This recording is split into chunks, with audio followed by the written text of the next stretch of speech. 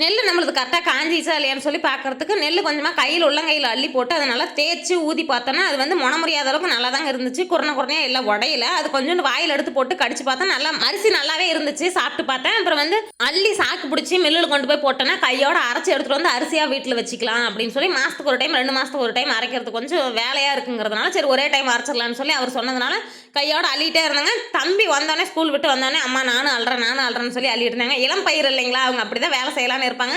பெரிய வயசு ஆனதுக்கப்புறம் எங்களை மாதிரிலாம் வந்ததுக்கப்புறம் வேலை செய்கிறானுங்களா இல்லை ஏமாத்துறானுங்களான்னு அது அப்போ தான் தெரியும். அப்புறம் பின்னாடியே மாமா சாக்கு தைச்சிக்கிட்டே இருந்தாங்க. இவங்க வந்து மில்லு கொண்டு போய் போடலான்னு சொல்லி இவர் ஒரு சாக்கு அப்பா ஒரு சாக்குன்னு மாற்றி மாற்றி மூட்டையை கொண்டு போய் மில்லில் போட்டிருந்தாங்க. என்ன ஆயிடுச்சுன்னா அது 2 பீஸ் கரண்டாக போயிடுச்சு. 3 பீஸ் கரண்டாக இருந்தால் மட்டும் தான் அரைப்பாங்க.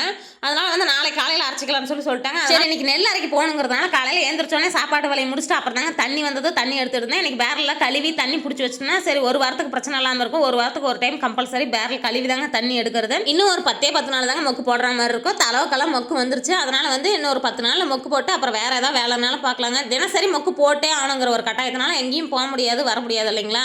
அப்புறம் காட்டில் போய் அவர் தண்ணி கட்டிட்டு இருந்தார். நான் ஆண் பூ ஒடிச்சு அரிஞ்சிக்கிட்டே இருந்தேன். சரி மொக்கு போட்டு மில்லுக்கு போகலான்னு ரெடி ஆகிட்டு